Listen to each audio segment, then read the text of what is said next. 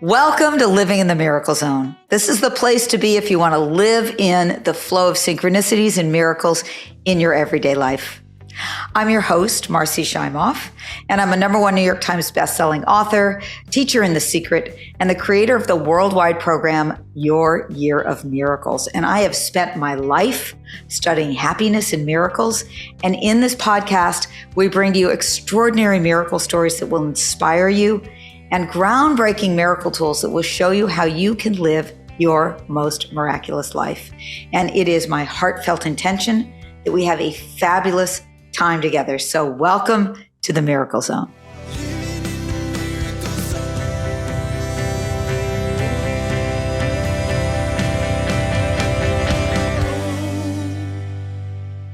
And today I am joined by my dear friend, the amazing Arielle Ford. Welcome, Arielle. Thanks, Marcy. I'm super excited to be with you. It's always great to get to be with you, Arielle. And so let me just share with everyone a little bit about your fabulous background.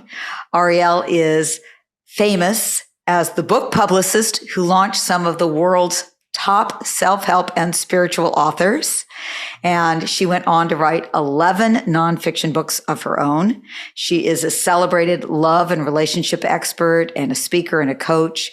And her books include the Hot Chocolate for the Mystical Soul series, the bestsellers, The Soulmate Secret and Wabi Sabi Love. And now Arielle has ventured into writing her first novel, The Love Thief. So welcome, Arielle, to this our conversation on the Love Thief. You know, before I start speaking with you about living in the Miracle Zone and the Love Thief, I really want to share with people the you that I know. Because Arielle, I met in 1996. She was my publicist. She was the publicist for the Chicken Soup for the Soul series, and she was the publicist to everybody, you know, Deepak and Marianne Williamson and Wayne Dyer and Louise Hay and on and on and on. And that's how I got to know you. And I'm grateful to you for having helped me in the book world. It was my first book, and thanks to you, we went to #1 on the New York Times list right away. So you were an extraordinary publicist. But I want to thank you even more for what you have been for me personally and as a friend and as an advisor to my relationship.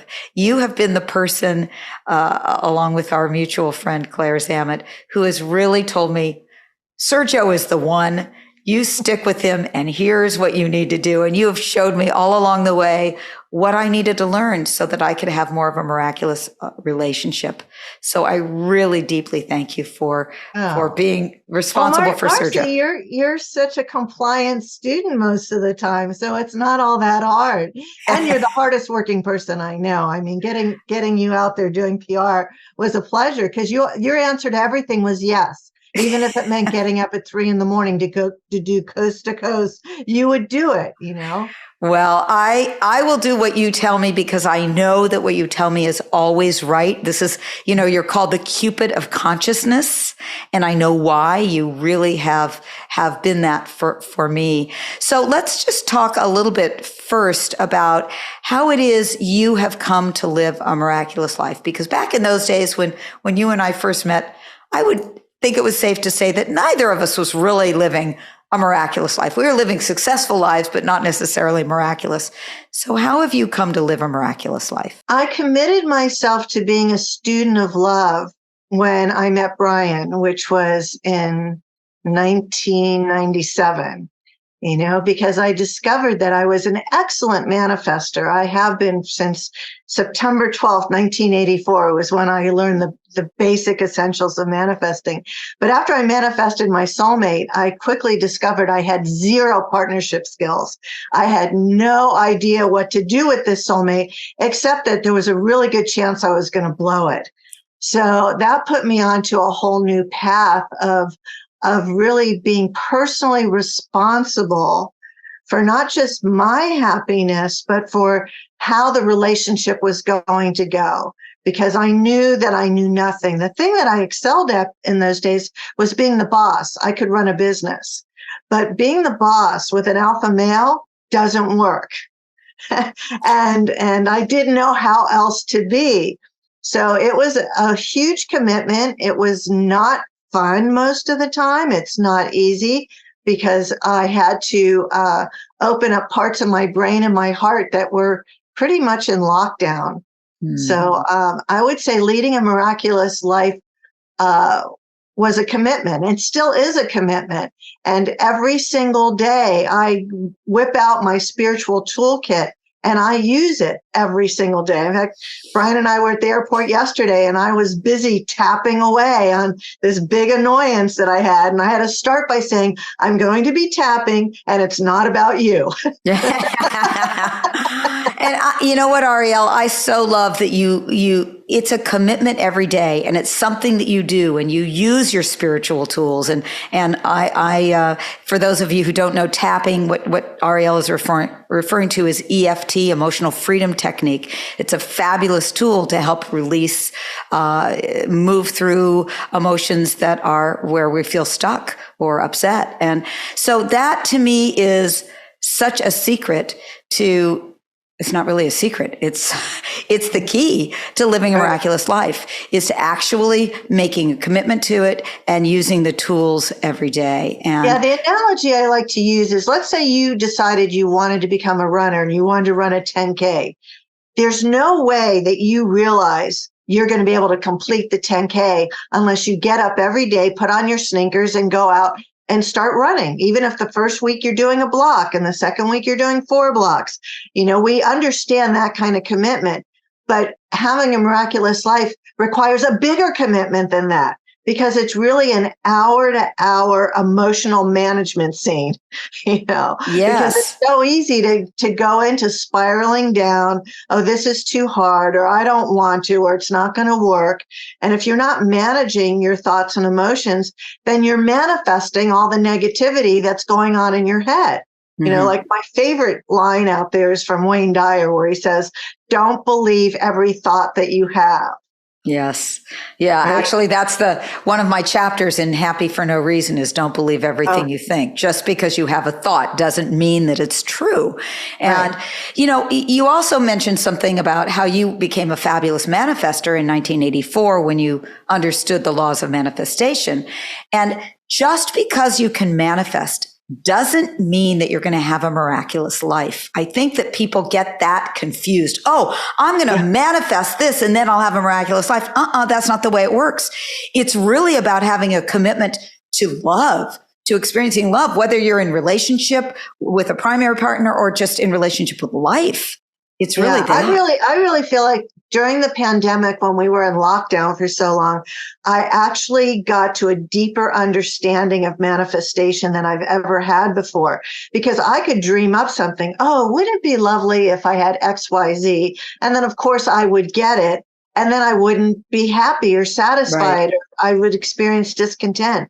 And so while we were in lockdown and I had all this space and all this time, I started looking at the most miraculous things that ever happened in my life, the biggest, most amazing stuff. And I realized I hadn't manifested any of it. What had happened was that I got so down in the bottom of the pit. My life so sucked that I completely surrendered and just gave it up to God and said, okay, I am lost. I don't know what to do. I don't think I can suffer anymore. So I promise you just show me, give me a sign, give me a baby step. And I don't have to know where it's going, but I'll take the baby step. And every time I surrendered at the deepest level, that's when the biggest, most unbelievable miracles happened. And that is huge. That it's not necessarily going for what is it that I want? What is it that I want? Or I think I want. My small self, my ego self thinks it wants. It's how do I surrender to life? And Arielle, one of the things that's so impressed me about how you've lived is that you have listened to, you've lived, I think, a lot in alignment with what it is life is bringing to you. Specifically in your career, where you have let go of jobs that you've had, of positions that you've had that were fabulous, that were very successful, but then you moved on to something else because it felt more right. And I think that was a surrender to what life was asking of you. And I want to know where you got the courage to do that. I mean, you let go of the PR world when it was over for you. You just said, I'm done with that, even though you were at the top of the game. And you said, I'm going to write books. And then you wrote the nonfiction books, and then surrendered and wrote fiction. Well, it was a couple of things. One is I felt like I felt like I didn't have any choice. Mm-hmm. You know, like on the day that I saw that it was time to give up my PR firm, which I was like the number one in the world at what I did at that time. It happened because Brian was observing me. I was on the phone with a new client. We were having the Oprah conversation, which I had with all my clients, which was basically, there's a pretty good chance I'm not going to get you on Oprah. Yeah. You know, she doesn't do business books. You're a business author, you know, and I won't engage with you unless you tell me you understand. Okay. They always say, of course I understand. And then at the end of the day, it was like, but you didn't get me on Oprah, blah, blah, blah. Anyway, and I was shaking and I hadn't signed with this woman yet. And Brian said, do you know that you're shaking? And I was like, oh my God, I'm shaking. And I explained to him what happened. And he said, if you keep doing this, it's going to kill you. You need to stop. And that weekend, we shut the business down. Just no plan, just overnight, because I had a partner who basically said, we don't have to know today what's going to be next. Because I didn't just put myself out of business. I put him out of business. We had a literary agency and the business was authors, and we decided no more authors. So it was this huge leap.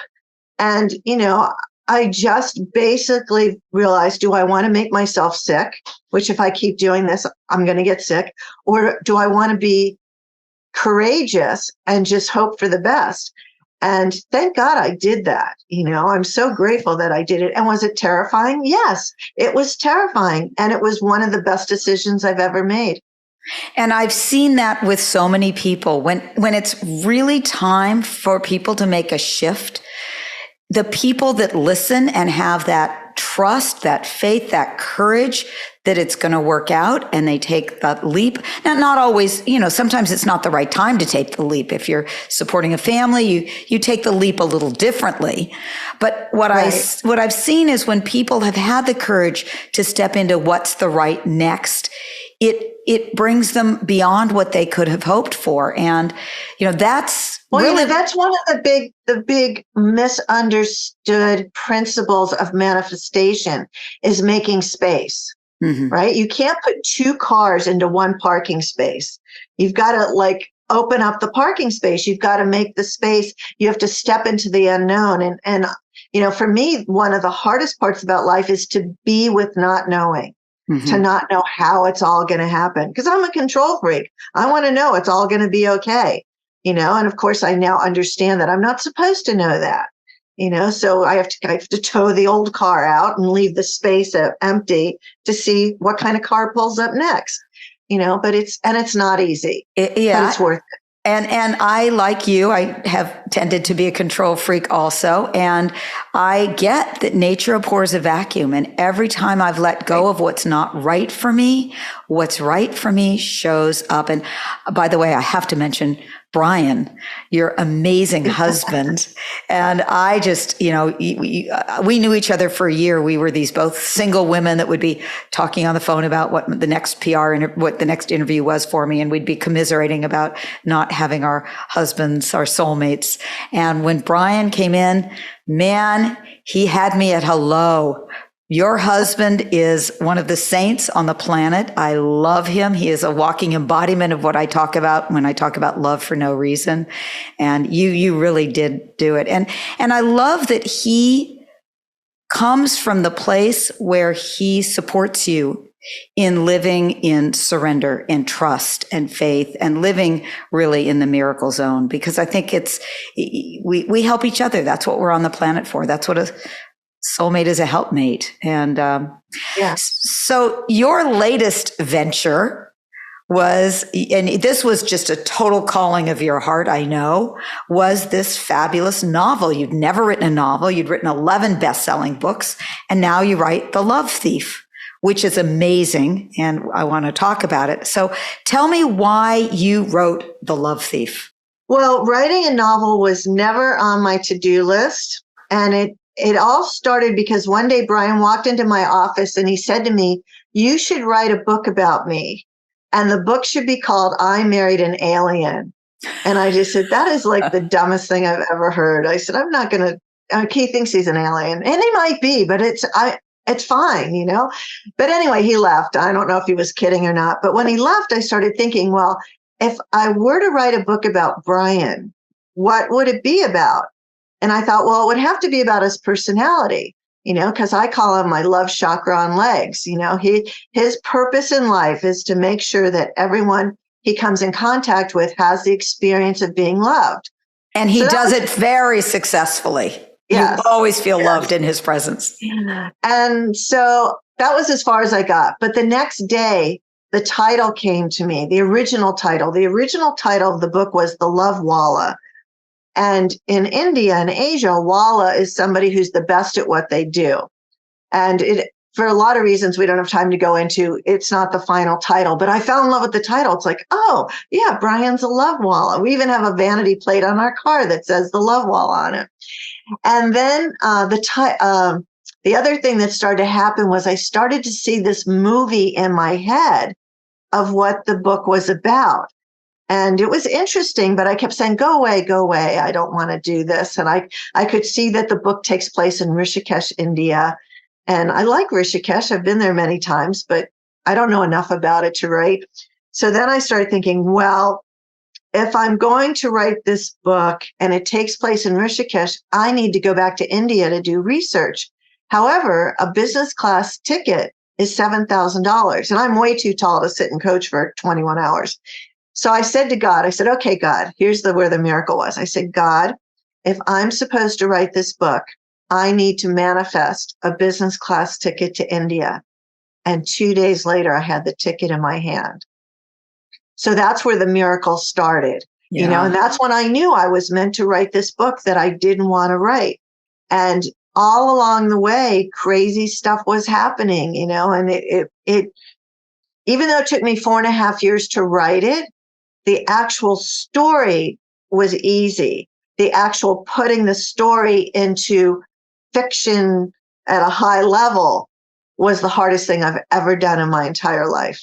I'm not sure I could ever do it again. And if you just give us a little synopsis description of the book.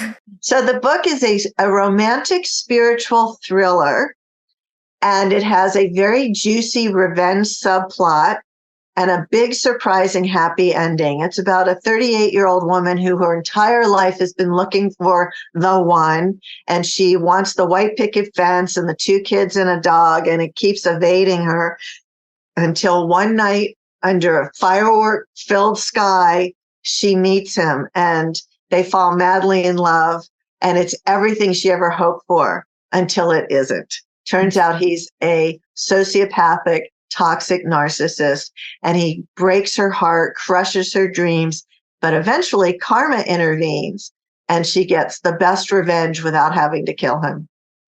It's such a great read. I was just recently walking on a beach, and there was a woman there that was reading the book, and I said, "Oh, how are you liking this?" She said, "I read a novel a week. I'm an avid fan, and this is fabulous." She was only about halfway in, and I said, "Well, my friend wrote that." So it was really fun. It's such a wonderful read. So you told me that you had a lot of miracles that happened in the process of writing the book, you know, including the one you just said about the first class ticket showing up as a sign. Could you share with us one of the other miracle stories that happened? Yeah, one of the crazy things. So I told you the book was unfolding like a movie in my head. Yeah. And when I got to Rishikesh, I started to trip over all the things I was seeing in my head. So in the movie in my head, I saw that a lot of the action takes place in a spiritual bookstore. And I had pictures in my head of what it looked like. And my second day in Rishikesh, I walked into a bookstore and it was exactly like the one in my movie. The man standing behind the counter, who is sort of the love walla, the hero of the book, looked exactly like the man in my movie.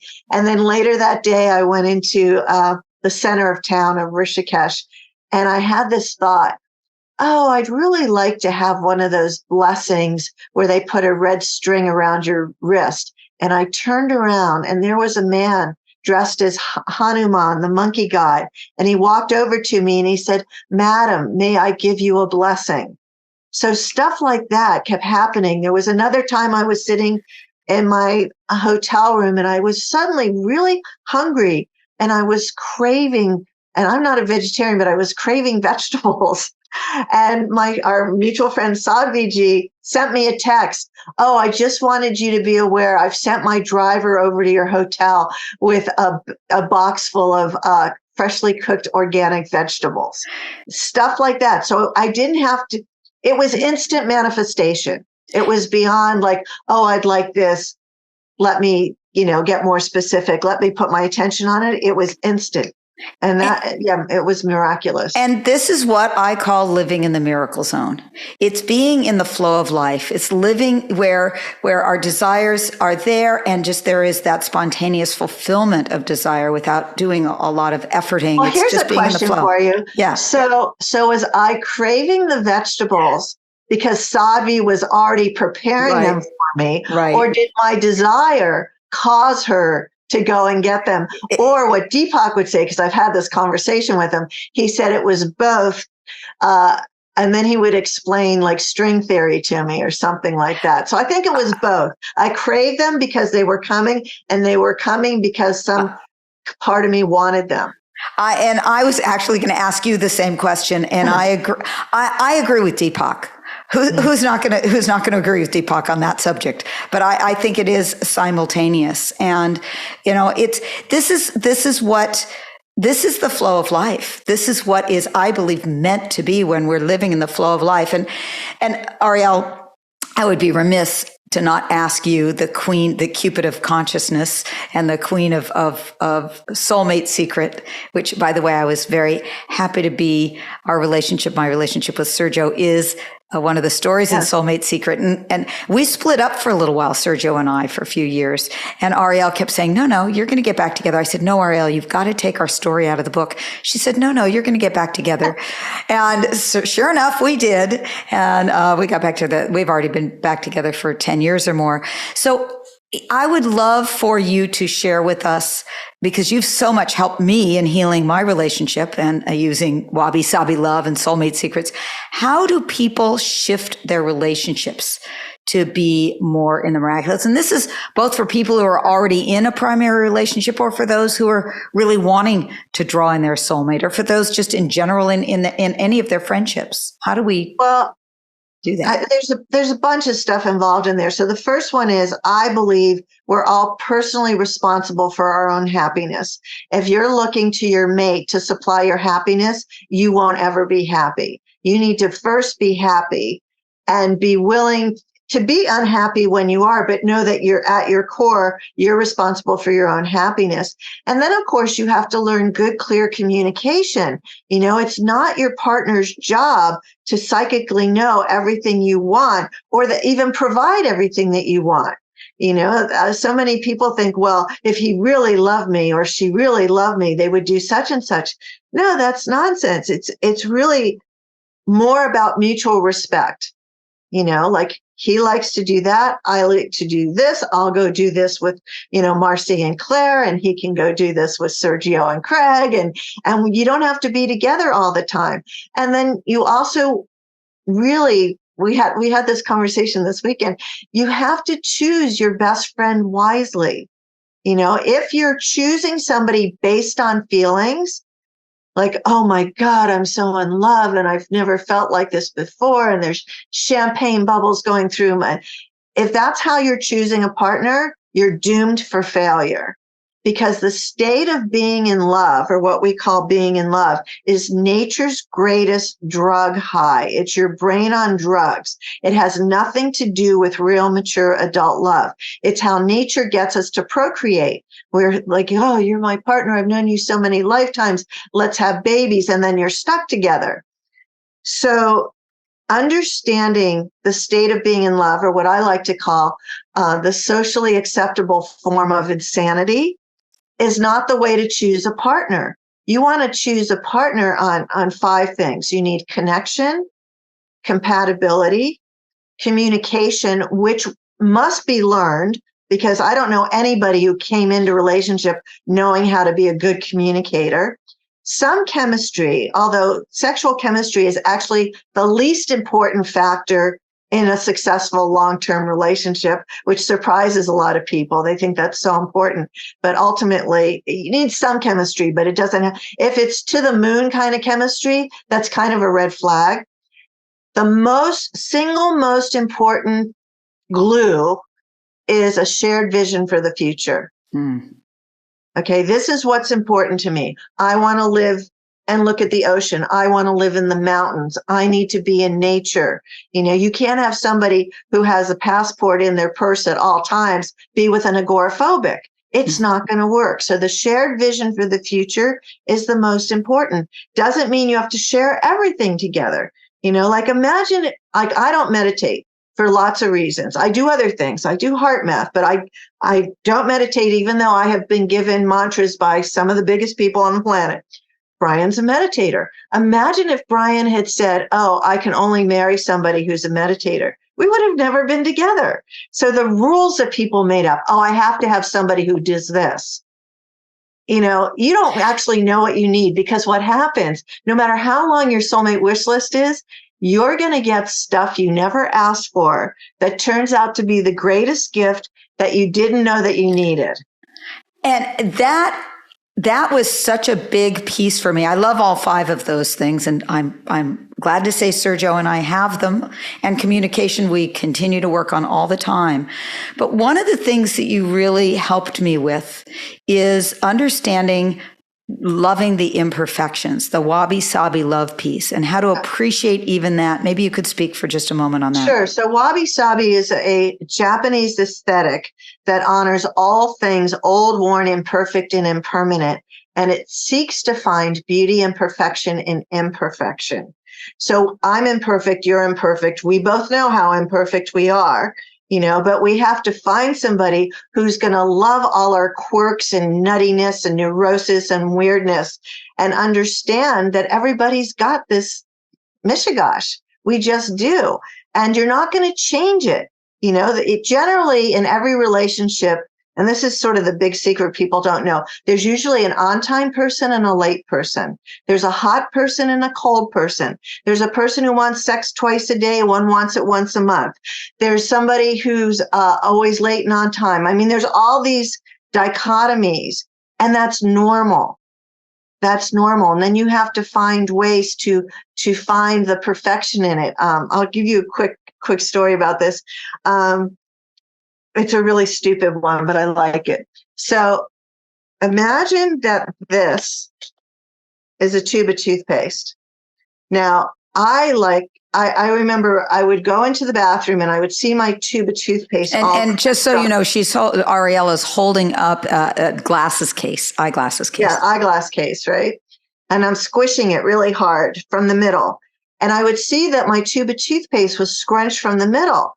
And Brian had done that. So I'd bring him in the bathroom and say, honey, let me show you the correct way to get toothpaste out of a tube. You start at the bottom and you squeeze it going up, and then you slowly roll it. And then at the end, it's nice and neat and all the toothpaste out of it. And he would look at me like I was crazy, and he would walk out of the bathroom.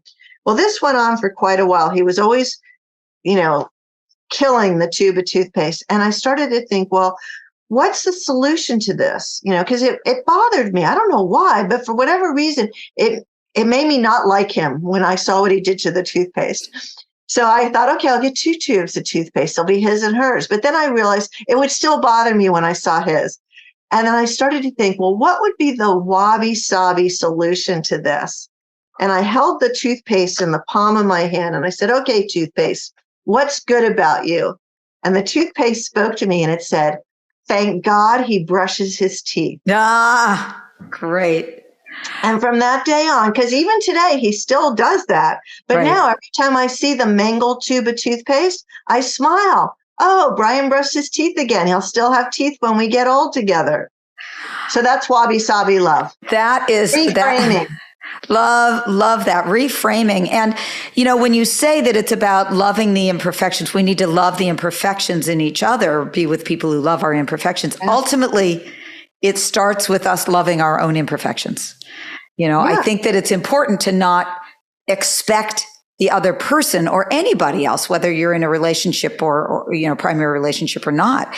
It's not about expecting them to love our imperfections before we actually have enough self-compassion and self-acceptance that we love our own. I think the other thing people need to understand, especially people in the personal growth world, they go to workshops and they read books and they take online courses with this gigantic expectation that they're going to get better. Now, they don't actually, I don't believe we heal our core wounds ever. I think we all die with our core wounds. But what those courses and books sometimes help with is we find ways to mitigate the pain or to get a little bit better at what it is so that we're not as plugged in as we once were. But I think holding the expectation that someday I'm not going to have X or whatever it is, it doesn't happen. It just doesn't happen. So you have to be kind to yourself, which is why you need a spiritual toolkit. So like I was doing it this morning, I was feeling anxious about something that in reality, it does not make sense for me to feel anxiety about the thing that was bothering me. It's just a made up story, but it's my made up story that I've had for my whole life. And it was my grandmother's made up story. So it's in my DNA, and I'm Jewish. So it's in the 6,000 years of Judaism. You know what I'm talking about? I do. Yes, you do. We come in with this crazy stuff and then we don't want to have it and we try and fix it. So that's why I'm a big believer in having a spiritual toolkit. We need lots and lots of ways, and we need friends that you can call up and say, listen, I need to rant for 5 minutes. You know, this happened and I know it's not rational, but it's driving me crazy. And you need somebody who will just listen and say, yes, that's true. Yes, you feel like that. Is there anything else you need to say about it? You know, can I tap you through it? You know, can I take you through a heart lock-in through it so that you're not driving yourself crazy? And that's really, you just summed up where the work is. It's in actually doing the work to come to a greater place of self-compassion and self-acceptance. And thank God I have friends like you, Arielle. Thank God for you. And that's why people need community. You know, you need, even if it's one person or it's 5,000 people, we need safe places to be crazy. Yes. And you're offering something coming up, Arielle, that I'm so excited about. It's an event on healing your heart and soul from betrayal. It's a 2-hour recovery clinic on Zoom. And it's really about shifting from that trauma. So will you tell us a little bit about this and why you're doing this event? Yeah. So when the book was released June 27th, just less than 2 months ago, I started getting emails and calls from readers saying, and they were whispering, Arielle, you wrote this book for me. I've had that experience. I've been with a toxic narcissist. And it's like, now, what did you say your name is again? I did not write this book for them, you know, and yet it resonates with anybody who's ever been in a relationship with a toxic narcissist. They feel like somebody put on the page the experience and the emotion and the rage and the grief that they've been through. So I thought, well, I have friends that are experts. I'm going to put together this Zoom course so that you can really understand what the healing steps are to getting over the trauma, the emotional trauma of having been betrayed. So that's the purpose of it, and it's free. And it's free. And it's for anyone who's felt like they have been heartbroken in some way, cheated on, or any kind of heartbreak. So I'm so happy for this event. So to get to the event, you would go to arielleford.com/heal. We'll have that in the show notes as well. So Arielle Ford, ARIELLE Ford, FORD.com/heal. And I'm so looking forward to that. And Arielle, for people to find out more about the book itself, The Love Thief, they can just go to thelovethief.com. Is that right? Right. Yes. And if you buy the book at the site, and it'll give you choices, you can go to Amazon or Barnes and Noble or any of that. There's a bonus on that site. And what I did was I asked 8 of the world's top yoga teachers, and I gave each of them an emotion to then do a video on the yoga philosophy around grief or anger or heartbreak, and then yoga poses to heal that. So that's all free and downloadable when you go to thelovethief.com. What a phenomenal gift that you're giving with that. I mean, I know you have Sean Korn is doing one of those, and you've got some great yoga experts to deal physically with those experiences of grief or anger or jealousy or whatever. So, well, Arielle, as always, it's wonderful to get to have a conversation with you. I could sit with you for hours and hours and hours, and we often do, and get to have conversations about this and about life. And is there anything that you'd like to say in closing before I end with a quote by you? The only thing I like to remind people about these days is that there's no shortage of love in the world. People are living like, I can't find somebody. And there's 8.2 billion people alive and half of them are single. There is no shortage of love in the world. And with that, I will close with a brilliant quote that really speaks to that, which is, the happier we are. This is a quote by Arielle. The happier we are, the more easily we draw to us everything we want. Every moment of every day, we're sending out energetic signals that are felt by the people around us. And this explains why a desperate person draws to himself or herself more desperation, while a person who is already fulfilled becomes a magnet for greater fulfillment. So may we all be fulfilled inside, and through that be magnets for greater fulfillment and be beacons of fulfillment on this planet. So thank you, Arielle. Thank you, Marcy. This is really fun. Really fun. And I want to thank everyone today for listening to this. I hope that you are feeling uplifted and inspired and more in the miracle zone after our time together. And if you enjoyed this episode, we so appreciate your 5-star ratings and your reviews. And of course, share the Miracle Zone love with your friends and family. And if you are wanting to live more in the miracle zone, you can take a step by taking our free 2-minute quiz to find out what your miracle superpower is. So just go to miraclequiz.com to find out your miracle superpower. And remember that your life of miracles is waiting for you. It is your birthright. And simply by listening to this podcast, you are taking a step forward into the miracle zone. Enjoy.